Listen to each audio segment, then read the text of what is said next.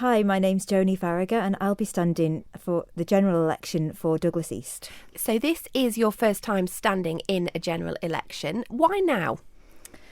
So I've been a member of the Manx Labour Party for several years now. I've been finding out more and more about the political situation and more, I think, about where we're heading as an island. And obviously we're facing multiple crises right now.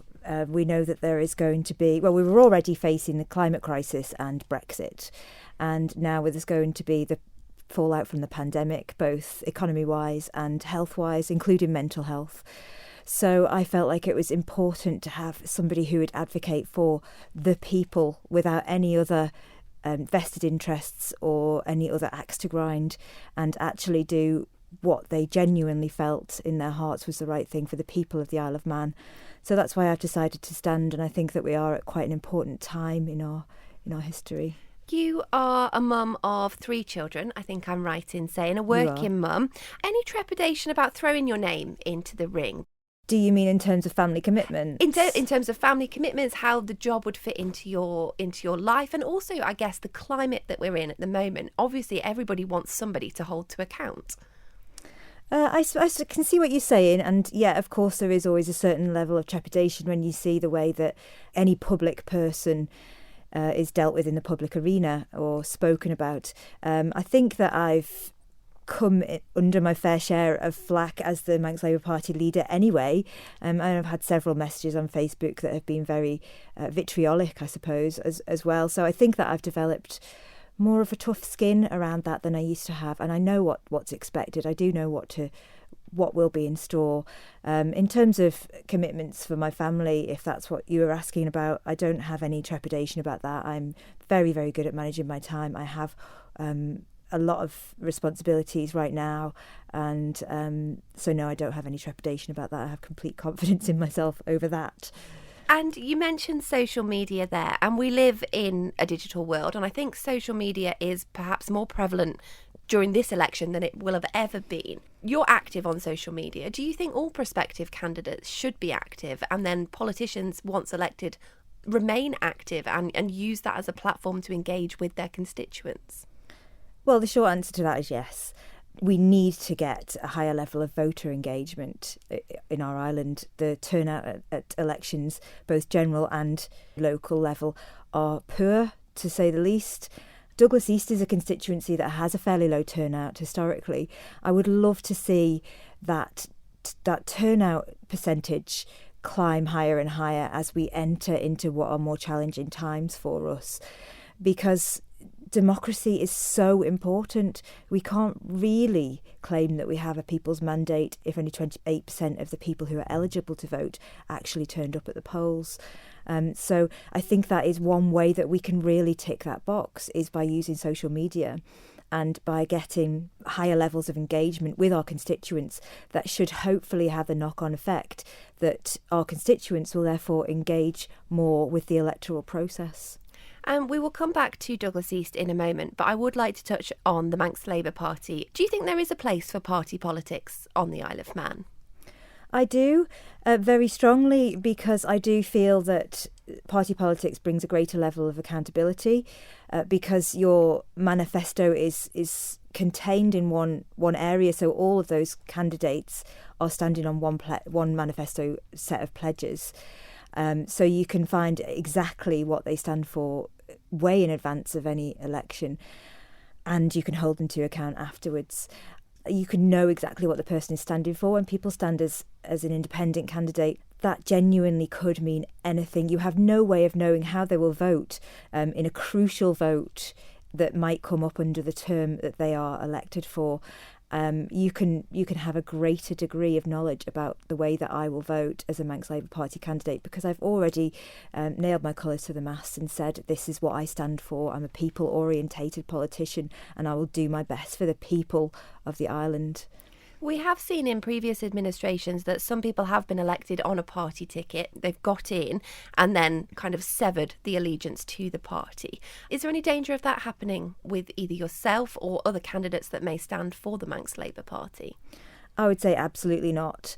We really do have very thorough conversations with all of our candidates. Obviously not for myself, I know that, but we really do have very thorough conversations with all of the rest of our candidates to ensure that they are committed to us and that their ethos is aligned with ours. If you are successfully elected but other MLP candidates aren't, do you not effectively become an independent in the House of Keys? I can see what you're saying, but I would say no, because the main reason that you're standing on a party ticket is that first of all, you have already declared your intentions, so people will already know what you stand for and what your ethos is. But secondly, and one of the great things about party politics is that I'm not going to pretend that I am an expert on every single area of our economy and our society, and that I would be lying. I think anybody would be lying if they said that they are expert in all of those areas.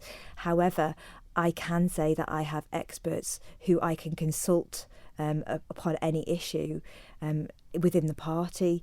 So that's another brilliant factor that party politics does bring, which is that you have a whole plethora of information to call upon at any given time and for any given topic. And how closely, if at all, is the Manx Labour Party aligned with Labour parties elsewhere, so in the UK, in New Zealand, for example? We don't have an affiliation with any other country's Labour Party, no.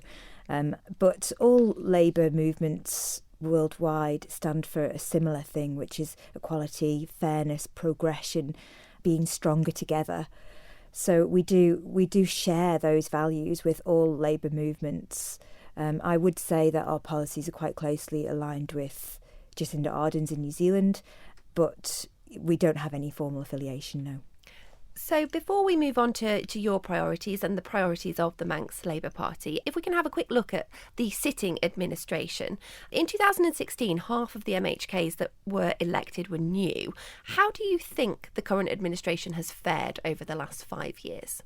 That is a very big question. I would say they have had successes and failures. I would say the successes have largely been around the initial handling of the coronavirus pandemic, which was, to give credit where credit's due. They did a very good job once they had lockdown of informing us all what was going on and of seemed initially to be quite open and accountable. And I would say that failures have largely been around their handling of the climate emergency, which they did declare, but haven't taken any tangible action towards reducing our carbon emissions or dealing with any of the issues that we need to deal with in order to address that emergency. So I would say that it's been a mixed bag. I would definitely not say it's been all negative, but it certainly hasn't been all positive either. In 2016, again, history was made when 5 women were elected to the House of Keys. What are your thoughts on representation of women in Manx politics? Yeah, I think that is fairly indicative of where we are, where we celebrated 5 out of 24 being elected. That is actually, I think, quite a sad indictment on our parliament. If we are only representing a very narrow sector of our society, then we don't actually have a representative democracy. So I would like to see that glass ceiling gone, and at very least half of our MHKs being female, and greater levels of diversity with all aspects of our society. I would like to just say here that the Manx Labour Party did have the first ever female MHK in Marion Shimmin, who I've been trying to find out a lot more about, and I'd love to think that she would be proud of what we're doing here. Tynwald can be a consensus culture in that most Tynwald members also serve in government departments. If you were successful at election, would you take a departmental position, or would you want to remain as a backbench MHK? I would say my instinct would be remain as a backbencher, and the reasons for that are that I would not like to feel like I was having to vote under any circumstances for anything other than my own principles and ethics. And I would also say that I would not like to accept a role if I didn't feel like I could adequately and honestly undertake that role to the best of, and that I had the abilities and the skills and the expertise and the knowledge to undertake that role.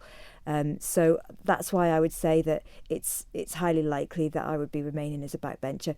If the circumstances were right, if I felt the opposite of that, in that I did feel like I had the knowledge and the expertise, and I did feel like there was a progressive keys that I could actually vote in line with, then that could change. But my instinct would definitely be backbencher, so that I'm not tied. So let's move now to look at the constituency that you plan to represent, Douglas East. Why Douglas East? Douglas East is where I grew up. I spent most of my life in Douglas East. It's where I know. Do you live in Douglas East? I don't at the moment. You don't? No. Okay. I haven't lived there for about 6 years, but for the rest of my life I've lived there and grew up there. It's my favourite part of the island, and I just know the issues that people face there, having grown up there, and I kind of know it like the back of my hand. And you say that many of those issues that you've identified are issues that were there when you were growing up. Does that infer that you don't think the previous MHKs have been effective? Not necessarily, in that I think a lot of the issues have been cumulative, so have just come to a head, I suppose, more recent years. One of the issues that people regularly talk, well, two really, which are tied in together, is around traffic. So one would be parking, and the other is people using certain streets in the constituency as shortcuts and speeding, basically, essentially travelling far too fast in those areas, residential areas. Which has obviously its own set of problems that are attendant with that. So those sorts of issues were attendant when I was growing up in the area. Parking, I think, has kind of long been an issue, but has really become a lot more of an issue recently, where we're seeing more urban development, and each flat in houses that are broken down into flats is entitled to a parking space. Of course they're entitled to a parking space, and that's only right. But what we are seeing is that in zones, that there is more cars than there are parking spaces. So how would you combat that if you were elected? It's obviously an issue. We have heard this week that, as you say, there is more vehicles now than there are parking spaces. What's the solution? Well, it's not going to be one solution that fits everything. It is going to be pulling in a series of factors and a series of solutions that will help us achieve something that's more manageable. We do need to look to reducing the number of multi-occupancy housing, and we do need to look to alternative solutions for people who work in Central Douglas but don't live there, having some sort of a park and ride, or finding other solutions to parking for those people. But it's not going to be an easy answer. I think that we do need to start relying more upon public transport as opposed to the private motor vehicle as well. But there isn't one answer that fits all of these things. We're just going to have to try and pull in research from around the world as to what works. Research is something that features quite heavily on your manifesto. You are calling for lots of research, it seems, into various different areas. One of those is into mental health, mental well-being. Tell me about your thoughts on the mental health services on the Isle of Man. I think you have described them as, you say, it's mental health on the Isle of Man is chronically underfunded. Yeah, so first of all, can I just clarify that I'm not calling for us to undertake research on issues. I'm calling for us to actually look at the research that's already been undertaken. There are several projects around the world that have been very effective at driving down suicide rates, and that is the key factor by which we can determine how effective our mental health services are. So what I'm actually looking for us to do is to use research that's already been undertaken rather than reinvent the wheel. I have always worked with families. I work at the moment for a bereavement charity. And as you can imagine, in any work with families who are experiencing any form of social issue, mental health is always there as a factor. I know that we deal with lots of children, sadly, who are bereaved by suicide, and the families speak with me repeatedly about the help that they had tried to get, about how they have had several attempts or several what people call cries for help, and they hadn't received any support around those. I don't think that this is to do with individual practitioners, because I do think that I've met several of our practitioners and they have real dedication in their hearts to do better. But we need funding. The bottom line is that we will not move on with our mental health services if we don't have funding. And that is always the key in how successful any mental health service is funding. And where do you envisage that funding coming from? From government. And is that going to be a rise in taxes to pay for it? I mean, obviously the money doesn't seem to be there at the moment, so where are we going to pull it from? I would question whether the money isn't there at the moment, actually, I think, because the money does seem to be there for quite outrageous capital overspend. If we have revenue coming in from taxes that I think is sufficient to fund these services, but it's not a priority basis. And that is where I would be looking to change, would be number one, prioritisation, and number two, efficiency. Something else that you mentioned before, climate change and the work that government is doing or not doing to action that. How much onus do you think should be on the government and how much should be on the individual in terms of an individual making choices for themselves to do their bit, so to speak? So the change, the transition, absolutely and unequivocally needs to be led by government. Individuals cannot and should not be expected to make changes to their lifestyle that will negatively impact them in terms of their peers and counterparts. That is unreasonable expectation. So change needs to come from government. We've had years and years. This information has been available to us since the 1960s. That is what I find to be the frustrating thing about the climate emergency. Governments have chosen not to act. Right up until 2018, I wouldn't like to overly blame our government because other governments across the world were dragging their heels in a similar way. I don't think that that's an excuse, by the way, and have lobbied our government prior to 2018 to do something about this, and we could easily have. We had several opportunities that we've fumbled. However, since 2018, there's been no excuse. The science is absolutely clear what we need to do. In the IPCC special report of the effects of 1.5 degrees of warming alerted us all to the urgent nature of this. As far as I'm concerned, it's inexcusable that we haven't taken any tangible steps to bring down that carbon emission lines. Now, you obviously have lots of priorities, both individually, I guess, and as part of the Manx Labour Party. We don't obviously have time to touch on them all today, but one of them I do want to just finish with is looking at housing, because I imagine that this is both a constituency issue and a national issue. You say you want quality housing for all and are advocating for not-for-profit housing. Can you just explain what you mean by this and whether it's actually a realistic goal? Quality housing for all simply means that everybody should have access to a warm home that is fit for purpose. There is absolutely no reason in a wealthy society like ours that we shouldn't be prioritising housing.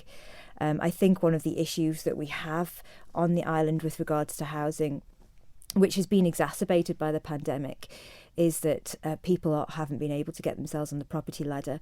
That has so many attendant issues where we're losing our young people to other countries because they're not able to get on the property ladder. We've seen over 2020 the average house price on the Isle of Man rose by £19,000. It was already too high, and we've seen that average house price rise by a significant amount. So what we're really talking about here is that Manx people should be able to access Manx housing. We want to see an end to offshore speculation in our property market that is artificially inflating our housing market. And you also want a national housing strategy. We can't even seem to get our landlord and tenant bill shaped up and ready to go and rolled out. Do you think that that's achievable to bring in a national housing strategy for the Isle of Man? Yes, I do. And you think there's appetite for that? Absolutely. Housing is one of the main issues that people are bringing up. It really has catapulted into everybody's top priority list, as we said, as offshore speculators are artificially inflating our housing market. Lots of people who I speak with who have children, who are young adults, who have ended up moving off island, and they are angry that their children have moved off island. They wanted them to have the opportunities on the island, but they're just not there for them to own properties or to rent in any meaningful way that will give them money in their pocket to save to get on the property ladder. Housing is a huge, complex issue, and it really needs to be addressed. It's reached crisis point where we are losing our young people to other countries in droves because of our housing market situation. So yes, I absolutely do think there's appetite there, and I do think it's achievable. Just finally, for the constituents of Douglas East, obviously the area that you are standing in and that you're planning to represent, why should they vote for you? So I stand for equality and fairness, as I've already said, the leader of the Manx Labour Party, and that means that I will be advocating for policies that bring more equal opportunities to people, because too often our life outcomes are dictated by our birth situation, and that simply isn't right. In return for your vote, I will bring honesty, dedication, genuine accountability. If I can't deliver on a policy or an issue that I've discussed with you, I will explain why I can't deliver on that. And those reasons will always be based around what's best in the best interest of the island and the people of the Isle of Man.